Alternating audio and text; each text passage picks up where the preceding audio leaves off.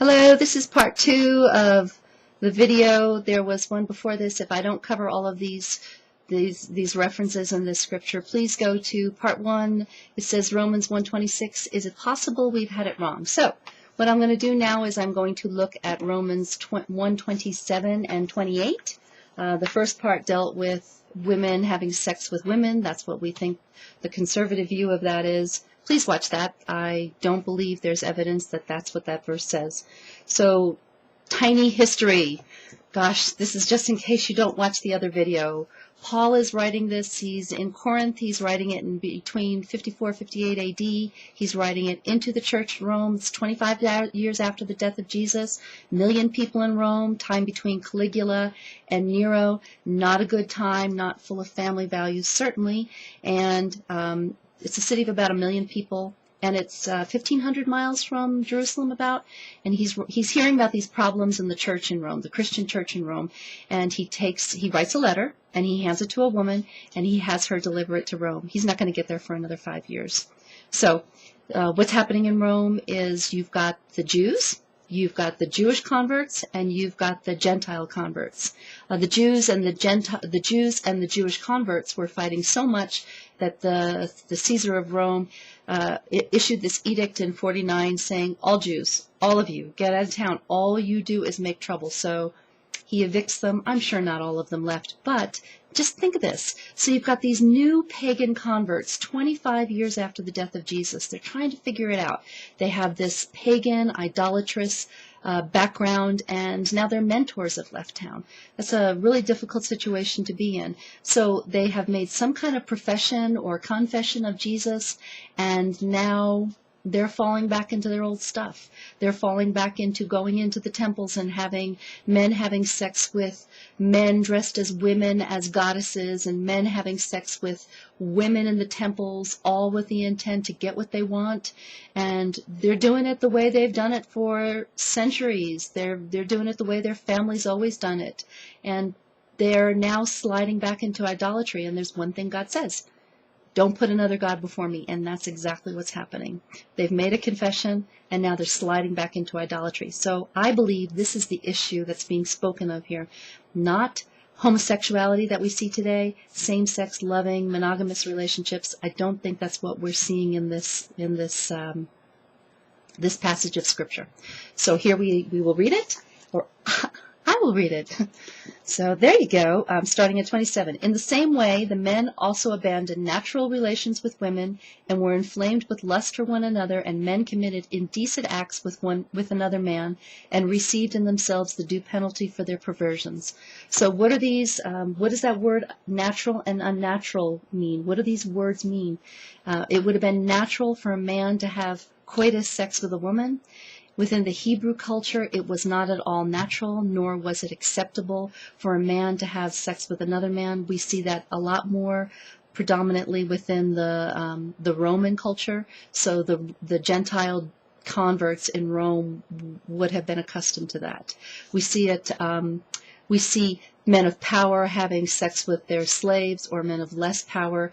So the kind of sex that we're seeing even in Roman culture at the time is sex for idolatrous purposes, and we're also seeing sex for abusive relationship purposes, you know, powerful people having it with slaves, etc. There are exceptions to that, and maybe, well, I'm sure another video I'll make on that. So we're talking about natural and unnatural, and please go back to the other video that I discussed the words unnatural, parouthesis.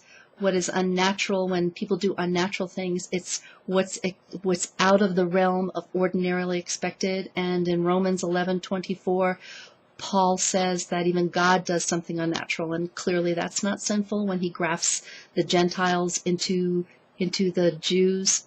That's a parouthesis act. So here's the question. Are you so convinced, straight Christians, are you so convinced that what is being said here is homosexual relationships are condemned? I see very good evidence that what's being spoken of here is idolatry and sex for idolatrous purposes. Now, I want to absolutely say I am not a promoter of sexual relationships outside of marriage.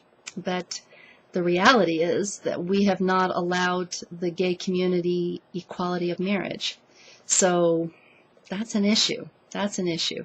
So there are forms of commitments of having some kind of a marriage ceremony where it is not legal, of making a commitment of monogamous, same-sex, long-term relationships with a partner before God and before your community and calling that a marriage.